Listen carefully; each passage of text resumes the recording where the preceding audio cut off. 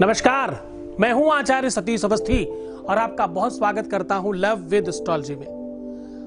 Love with astrology आपके अपने जीवन को मूल्यवान बनाने का साधन है। लव विद एस्ट्रोलॉजी आपके अपने लाइफ में संपन्नता, सहजता, सरलता, ईमानदारी से आपके अपने लव रिलेशंस में पूरी तरह से आपको सफल बनाने का बेधबत संसाधन है। तो चलो आज प्रारंभ करते हैं एक मीठा प्रयोग। आज हम प्रयोगों के श्रृंखला में, इस यात्रा में हम आज बात कर रहे हैं मिश्री की। मिश्री जिस प्रकार से नाम ही मीठा है, जैसे इसके बारे में बोलते ही मन में कुछ मिठास सी आती है। जब भी कोई मधुरता की बात की जाए, जब भी कोई मिठास की बात की जाए, और खास तौर से अच्छी और धार्मिक और स्पिरिचुअल लैंग्वेज में, अच्छी वाली भाषा में मिठाई की कोई बात की जाए, जैसे आज की डेट में तुम लोग चॉकलेट की बात करते हो, वैसे ही अगर बहुत स्पिरिचुअल बात की जाए, भगवान वाली भाषा में बात की जाए, तो मिश्री कहते मिस्री सी भाषा है।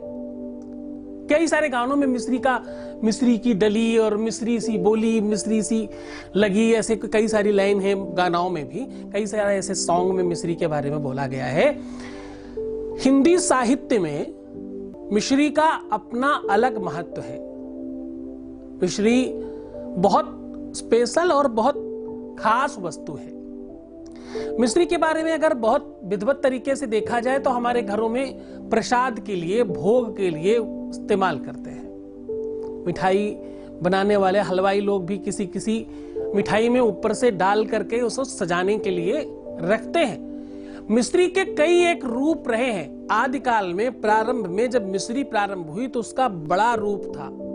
जैसे आप फटकरी का डेला देखते हो, एलुम जिसे बोलते हो आप, वैसे ही मिश्री का एक बड़ा साबुत पीस होता था, कंप्लीट बड़ा सा।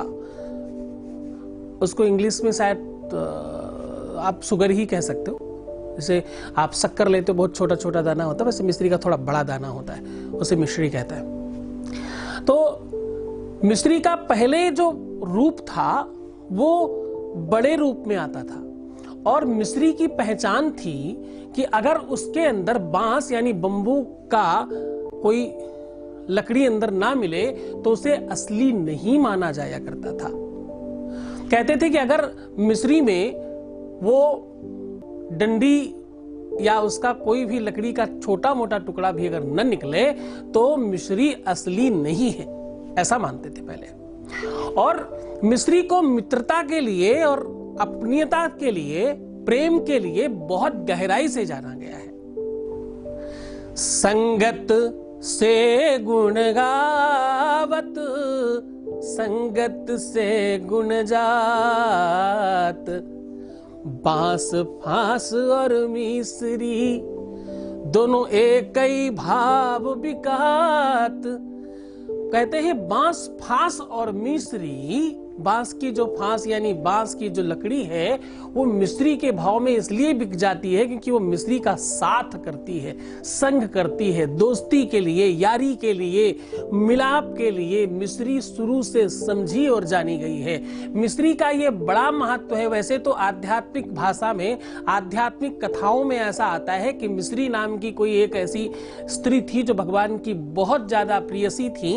उनको भगवान ने आशीर्वाद दिया था कि जब भी कोई मिश्री का भोग लगाएगा तो हम जल्दी प्रसन्न हो जाएंगे, इसलिए भी मिश्री का भोग लगाया जाता है। ये बड़ी लंबी कहानी है, उस पर हम नहीं जाएंगे।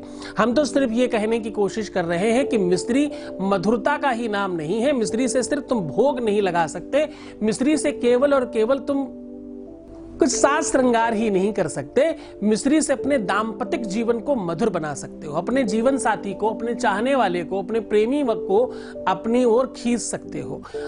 ये इसलिए भी आवश्यक है क्योंकि मिश्री शुक्र को रिप्रेजेंट करता है। 9 ग्रहों में शुक्र एक ऐसा ग्रह है जिसकी वजह से मिश्री, या यूं कह लें कि जिस ग्रह को मिश्री सीधा रिप्रेजेंट करती है, मिश्री का दान करने से शुक्र बहुत बढ़िया हो जाया करता है, ऐसा मान्यता है, ऐसा लिखा पढ़ा मिलता है।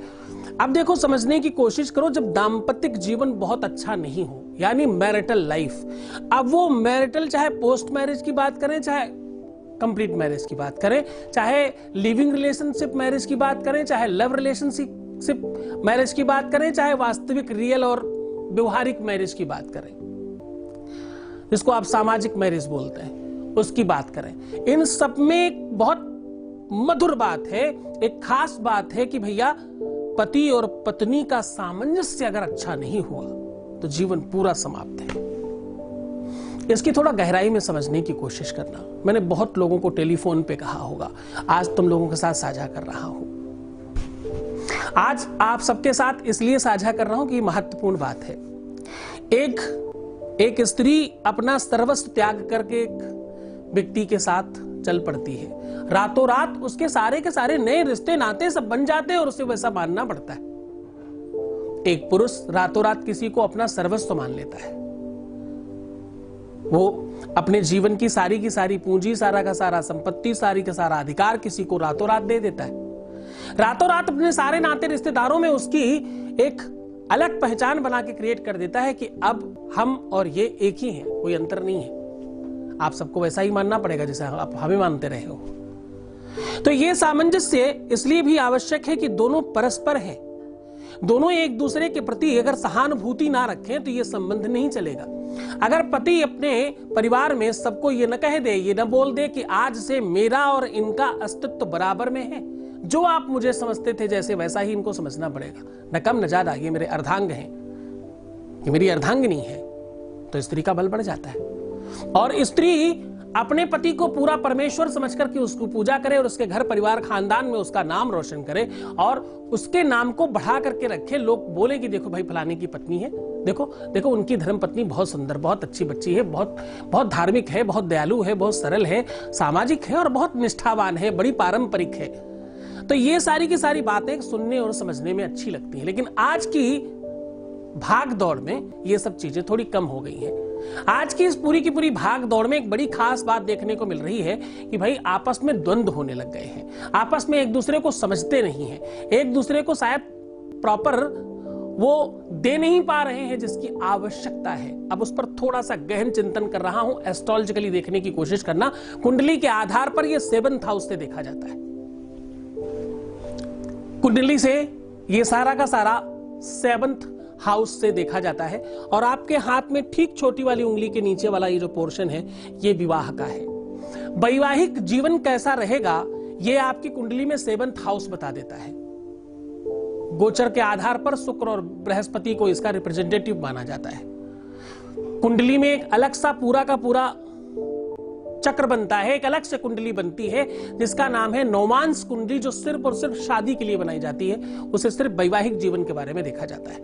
वैवाहिक जीवन सुखमय हो इसके बड़े सारे कारण हैं। वैवाहिक जीवन के बाद संतान उत्पत्ति होना, दोनों की ग्रोथ होना, आपस में तालमेल ठीक होना, प्रेम होना, सौहार्द होना, रोमांस होना, आपस की तालमेल की सारी चीजें जो व्यवहारिकता में देखी और समझी जा सकती, उन सब चीजों पर बहुत महत्वपूर्ण पार्ट है कि अगर उनमें से कोई भी चीज नहीं मैच करती तो दाम्पतिक जीवन ठीक नहीं चलेगा। अब समझने की कोशिश करिएगा कि पति और पिता, एक पति में अंतर क्या है उसको समझिएगा थोड़ा। ये गहन अध्ययन इसलिए आपके सामने रख रहा हूं क्योंकि हमारे जो दर्शक है उसमें से फीमेल्स थोड़ी ज्यादा हैं। आज आप लोगों के लिए स्पेशल बात कर रहा हूं, थोड़ा गहराई से समझने की कोशिश करना। आज का जो भी टॉपिक है थोड़ा सा आपको हो सकता है कि बोरिंग लगे, हो सकता है कि ये तुम्हें थोड़ा सा कम समझ में आए, लेकिन इसे समझने की कोशिश करना, अंत तक बने रहना। ये पूरा का पूरा साम्राज्य आज आपके सामने है, आपके हवाले है। अब एक पति और एक पिता, ये दो लोग आपके जीवन में बहुत महत्वपूर्ण होते हैं। पिता और पति ये दोनों ही एक ही शब्द से बने हुए, उसमें भी पा और ता है, इसमें भी पा और ता है, उसमें पीता है और इसमें पति है। तो ई की मात्रा एक तरफ पहले है, दूसरे में ई की मात्रा बाद में है, बस इतना सा अंतर है, बाकी ऑलमोस्ट मात्राएं भी सेम है। तो दोनों का काम सेम है, दोनों का नाम सेम है, दोनों का अस्तित्व सेम है, दोनों ही आपको अपना सरनेम देते हैं। आप पहले कुंवारेपन में अपने पिता के नाम से जानी जाती हैं, सरनेम उनका लगता है, और शादी के बाद आपके पति का सरनेम आपको लग जाता है। पहले पिता आपको बहुत सारे रिश्ते दे देता है, मम्मी, भाई, चाचा, मामा, काका, बुआ, फूफू, मौसा, मौसी, बुआ, नानी, काकी, ये वो बहुत सारे रिश्ते। ऐसे ही फिर पति बहुत सारे रिश्ते आप को देता है, सास, ससुर, नंद, नंदोई और जाने कौन कौन कौन कौन, देवर, जेठ और जाने कितने सारे रिश्ते। जितने पति देता है उतने ही ऑलमोस्ट पिता देता है। दोनों ही रिश्ते बराबर देते हैं, दोनों सरनेम देते हैं, और दोनों ही घर, वाहन, मकान, दुकान, खाना पीना, रहना, उठना, बैठना, कपड़े लत्ते, ये वो जितनी सारी चीजें हैं वो भी सामान्यतः देते हैं। यानी दोनों की अगर परस्परता देखी जाए, तराजू में तोला जाए, तो अगर आप व्यवहारिकता में देखने जाएं, बातें करने में, तो फिर आप बहुत सारी बातें कहेंगे, वो दोस्त है, फलाना है। एक पिता से बड़ा दोस्त नहीं हो सकता कोई। हाँ, तो व्यवहारिकता में अगर आप इसे देखेंगे तो आपको समझ में आएगा कि ये बिल्कुल अलग है, ये बिल्कुल भिन्न है। सिर्फ और सिर्फ एक ही अंतर है पति और पिता में। पति आपका अपना अंतरंग होता है। पति आपके साथ आपके शारीरिक रूप से भी आपको उतना ही स्नेह कर पाता है जितना आप स्वयं कर सकते हैं, एज वेल एज यू। पिता का एक अधिकार क्षेत्र है, पिता की एक मर्यादा है जिसके बाद वो नहीं जा सकता। बस इतना सा अंतर है, इसके अलावा दोनों में कोई अंतर नहीं। और इस छोटे से अंतर की वजह से एक लड़की का सब कुछ छूट करके दूसरी जगह चला जाता है, जिसका नाम विवाह है। इसको सामाजिक और आध्यात्मिक दृष्टि से विवाह बोला जाता है। और वो विवाह अगर ना चले, वैवाहिक जीवन में तकलीफें आने लग जाए, कुंडली में अब 7th हाउस का लॉर्ड अगर खराब हो जाए तो ऐसी कंडीशंस आती हैं। जिन लोगों के हाथ की लकीरें बहुत ऊपर की ओर, विवाह की जो रेखा है बहुत ऊपर की ओर आ रही हो, तो ऐसी कंडीशन आती है, या एक से अधिक बन रही हो तो भी ऐसी कंडीशंस आती है। मैं हर वीडियो में कार्मिक अकाउंट के बारे में कहता हूं। कार्मिक अकाउंट के बारे में हमने कई वीडियोस डाले हैं पहले, उसमें देखिएगा। कार्मिक अकाउंट के आधार पर भी अगर कुछ दिक्कत हो तो मैरिटल लाइफ में दिक्कत आती है। अगर आपका अपना पति या आपकी पत्नी आपके साथ लॉयल नहीं है, अगर उनका अटैचमेंट आपके साथ नहीं है, व्यवहारिकता में और सामाजिकता में वो आपके साथ बहुत अंतरंग नहीं हो पा रहे हैं, तो ऐसी कंडीशंस में आपके अपने ग्रह नक्षत्रों में कुंडली के आधार पर तकलीफें होती हैं, और उनकी वजह से आपको हमेशा तकलीफ और मुसीबतों का सामना करना पड़ता है, और आप एकाकी जीवन जीते। सब कुछ छोड़ के आने के बाद भी आपके पास कुछ नहीं होता।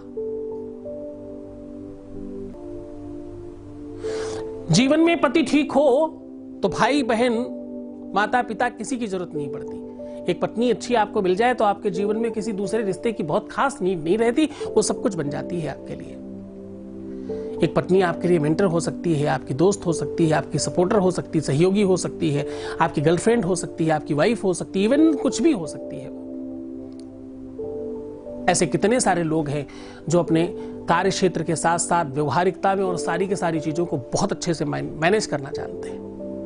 तो खैर, इस बात में कहने के लिए तो बहुत कुछ है, इस पूरे के पूरे रिश्तों को बताने और समझाने के लिए बहुत कुछ है, पर सीधी बात कहना चाहता हूं कि अगर आपके दाम्पतिक जीवन में, मैरिटल लाइफ में कोई तकलीफ और कोई समस्या, कोई विवाद, कोई आफत, कोई समस्या है, शादी के बाद की कोई समस्या आ रही है, चाहे आपका मन कहीं और जा रहा है तो भी, चाहे आपका पति का मन कहीं और जा रहा है तो भी, आपकी पत्नी का मन कहीं गड़बड़ा रहा है तो भी, अगर आप कहीं फिसल रहे हैं तो भी, आप दाम्पतिक जीवन ठीक करना चाहते हैं तो भी, और दाम्पतिक जीवन में कुछ स्पेशल करना चाहते हैं तो भी, आपके लिए आज का दिन बहुत स्पेशल होने वाला है। आप अपने बेडरूम में सौंफ और मिश्री रखें नॉर्थ ईस्ट कोने में, और उसे खाते रहें और अपने प्रयोग में लाते रहे और उसे बार बार भरते रहें। सौंफ और मिश्री का मंदिर में दान करने से ऐसी चीजों से आपको जल्दी निजात मिलता है। जो भी आप दीपक जलाते हैं, भगवान शिव के सामने या अर्धनारेश्वर के सामने दीपक जलाएं, और उसमें थोड़ी सी मिश्री डाल करके अगर दीपक जलाया जाए तो आपके दाम्पतिक जीवन में मधुरता बढ़ती है, आपके अपने रिलेशनशिप में माधुर्यता बढ़ जाया करती है। मिश्री और घी मिला करके अगर उसको जलाया जाए आग में, आपके घर में उसकी सुगंधी फैलाई जाए, ऐसा करने से आपका घर शुद्ध होता है और आपके घर में रोमांस और प्रेम और आदर बढ़ता है, पति पत्नी के रिलेशन और आपका रिलेशनशिप स्ट्रांग हो जाया करता है। देखा गया है कि अगर आप मिश्री का दान और मिश्री का भोग और मिश्री का प्रयोग अधिकतर करें अपने जीवन में, तो आपके जीवन में माधुर्यता बढ़ती है और इससे आपका शुक्र स्ट्रांग हो जाता है और आपकी लाइफ स्टेबल हो जाती है। तो खुश रहिए, मुस्कुराइए, पानी ज्यादा पीजिए और खूब मस्ती करने की कोशिश करना, क्योंकि इससे वीनस तुम्हारा ठीक होगा और तुम्हारे रिलेशनशिप में एक नया बल और एक नई ताकत आएगी। बहुत बहुत शुभकामनाएं। भगवान शिव आपको बहुत प्रसन्न करे, आनंदित करे, हर संभव खुशियां दे आपको। नमस्कार।